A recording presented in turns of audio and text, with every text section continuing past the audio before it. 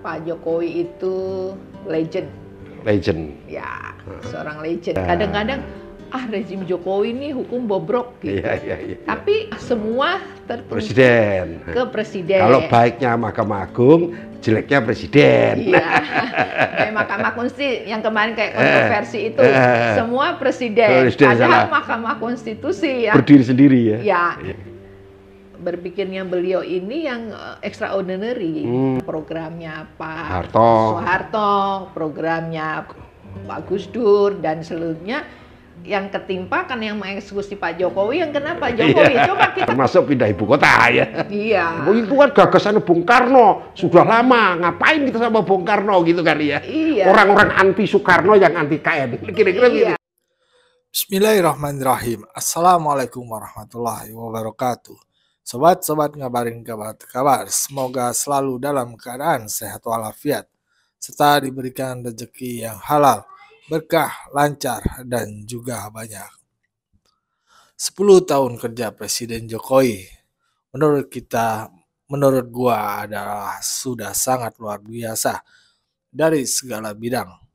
Walaupun masih banyak kekurangan, tetapi apa yang dilakukan Presiden Jokowi sudah maksimal. Kali ini kami akan memberikan sebuah tayangan video terkait kinerja 10 tahun Presiden Jokowi yang dikomentari oleh masyarakat. Mari kita simak saja videonya bersama. Let's go. Pak Siska, kita tanpa menyadari sebentar lagi Pak Jokowi purna tugas. Ya. 10 tahun kita dipimpin oleh Pak Jokowi, ada yang pro kontra, ada yang senang tidak senang, biasa dalam sebuah kehidupan berbangsa dan bernegara. Nah, pandangan Mbak Siska terhadap sosok Pak Jokowi ya, yang sudah mau purna tugas ini seperti apa kira-kira? Pandangan saya ya, Pak Jokowi itu legend. Legend. Ya, seorang legend. Dan beliau itu apa ya? Sekarang kan istilahnya yang membooming itu Jokowinomics. Oh, ekonomi Jokowi. Ya, Jokowinomics itu kan kalau yang saya tahu beliau ini ekonomi tengah.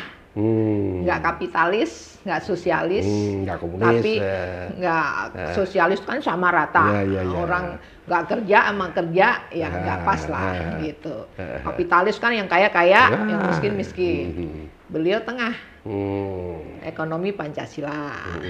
Jadi yang gede tambah gede, ayo. Yang menengah jadi gede, yang kecil diberdayakan. Kan kayak sembako, terus Indonesia Pintar, itu kan pemberdayaan ekonomi. Sebenarnya kan walaupun itu uang dari negara, tapi kan muter. Bantuan sosial lah ya. Iya, bantuan sosial itu tapi bagi yang nggak mampu dibantu, dipergunakan bukan istilahnya menjadikan orang males terus kasih bantuan, tapi kan muter karena itu kan dibelanjakan. Iya. Itu kan istilahnya ekonomi kerakyatan ya. Menurut saya itu jalan tengah, nggak sosialis, nggak kapitalis. Jokowinomics itu meletakkan landasan ekonomi Pancasila. Itu salah satu legendnya Pak Jokowi yang harus dilanjutkan. Menurut saya itu. Kalau sebagai lawyer, kadang-kadang orang berpendapat masalah produk hukum. Hukum kan ada penegakan, ada produk. Ya. Gimana itu kira-kira pembangunan hukum, produknya seperti apa? Kalau kita bicara hukum, kalau di pemerintahan itu kan ada Menko Polhukam, terus ada Jaksa Agung, terus ada Polri, yang di bawah istilahnya Gakum ya, penegakan hukum di bawah Presiden. Tapi ini kan penegakan. Tapi kita harus ingat bahwa untuk hukum kita ini ada kan kita menganut trias politika, yudikatif, legislatif, eksekutif. Jokowi kan eksekutif nih. Nah, sedangkan yudikatifnya itu ada Mahkamah Agung, ada Mahkamah Konstitusi. Mahkamah Konstitusi. Satu sisi lagi ada legislatif yang bagian hukum juga kan, perundang-undangan. Nah, ini kan tidak semuanya ada di pemerintahan punya kekuasaan. Dan untuk masalah hukum, pemerintah kan nggak bisa intervensi. Kadang-kadang rezim Jokowi ini hukum bobrok gitu. Tapi keputusan hukum ada di mana? Ada kan di Mahkamah Agung, keputusan akhirnya. Untuk MK yang masalah judicial review undang-undangnya. Nah, orang-orang kadang-kadang tidak bisa memilah, semua tertuntut ke presiden. Kalau baiknya Mahkamah Agung, jeleknya presiden. Kayak Mahkamah Konstitusi yang kemarin kayak kontroversi itu, semua presiden. Padahal Mahkamah Konstitusi ya berdiri sendiri ya kan punya undang-undang sendiri dan bagian dari yudikatif. Walaupun Mahkamah Konstitusi membuat satu terobosan norma menimbulkan permasalahan Jokowi lagi. Tapi kalau orang yang dirugikan Jokowi yang salah. Kalau diuntungkan hati nurani hakim yang bagus. Kalau diuntungkan Tapi menurut saya mungkin itu karena kecintaan luar biasa masyarakat ke Jokowi ya. Sebenarnya jadi high expectation gitu loh. Jadi ketika itu tidak itu kecewa, jadi ya siapa lagi? Yang salahin. Menurut saya kita harus berpikir sebaliknya. Mungkin kalau presiden-presiden sebelumnya kan nggak ada tuh. Pokoknya ya kalau ini ya saya ini. Tapi sekarang semua pemajalan berlobang pun Jokowi. Berarti mungkin orang itu kan berarti menaruh harapan besar. Seolah-olah pemerintahan ya Jokowi tok ya. Padahal ada gubernur, ada bupati kan. Berarti kan kita ambil sisi kebalikan saja menurut saya. Saking atensinya terhadap seorang Jokowi gitu ya. Kalau melihat ini mau berakhir, ini kan nggak terasa ada yang semakin menyerang. Padahal kan sudah mau berakhir, tinggal berapa bulan lagi, ya berhari lah hitungannya kan. Tapi masih aja seolah-olah seorang Pak Jokowi itu masih berkuasa full power. Atau mungkin juga masih full power, artinya tidak menurun sedikit pun kewibawaan dan padahal kewenangan sudah mulai berkurang karena bagaimanapun tinggal menghitung hari kan. Kalau zaman dulu sudah nggak dianggap lah udah mau pensiun. Bahkan setahun 2 tahun sebelumnya udah mulai turun ini terus naik, terus salah terus Jadi masih full attention terus. Gitu ya. Nah, bayangan Mbak Siska, sosok Jokowi itu kepribadiannya seperti apa? Ya, tadi yang saya bilang, beliau kan legend. Kalau dari sosok kepribadiannya kan sebenarnya biasa-biasa aja sih beliau kan.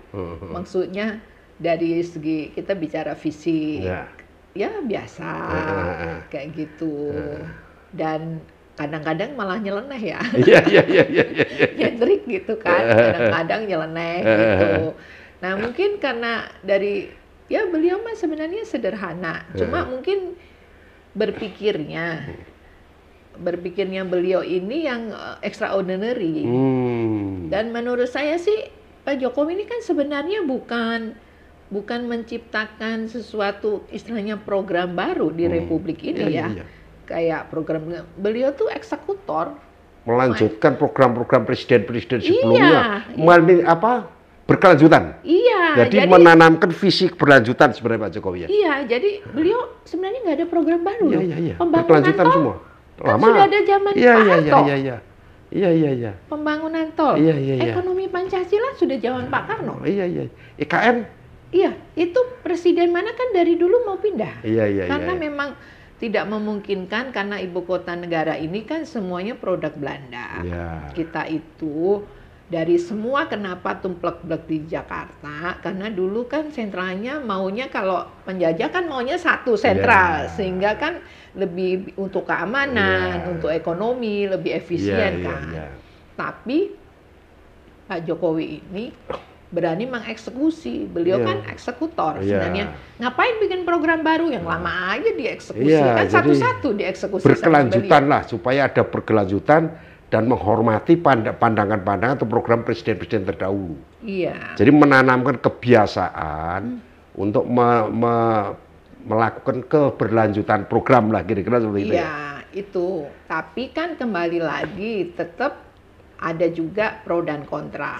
Menurut saya yang pro dan kontra tersebut adalah sebenarnya yang zamannya mungkin nggak berkenan programnya Pak Soekarno, nggak berkenan programnya Pak Soeharto, programnya Pak Gus Dur dan seluruhnya yang ketimpa kan yang mengeksekusi Pak Jokowi, yang kena Pak Jokowi. Coba kita kalau cek satu persatu ya, mungkin perlu dilakukan penelitian.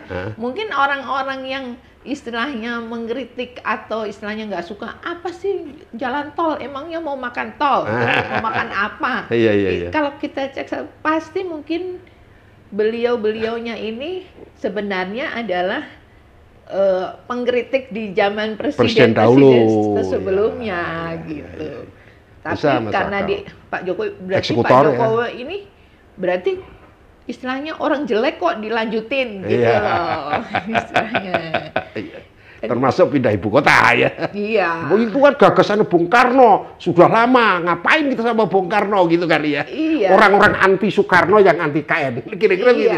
Bisa dibilang begitu. Iya, semuanya. Tol juga mungkin yang anti Soeharto waktu itu. Iya, bisa masuk akal.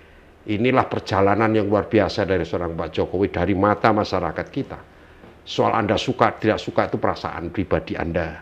Artinya kita menyaksikan perjalanan Pak Jokowi dengan berbagai kelebihannya dan pandangan yang kekurangannya silahkan untuk menyampaikan.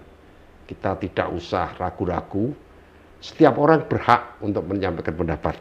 Betul. Dan pendapat seorang Francesca Romana bahwa Pak Jokowi adalah seorang legend. Pak Jokowi adalah memiliki sebuah legacy yang di mata internasional membawa nama Indonesia semakin dihormati oleh bangsa-bangsa lain di dunia dan semua berkembang. Olahraga berkembang termasuk bola basket dan sebagainya. Ini sebuah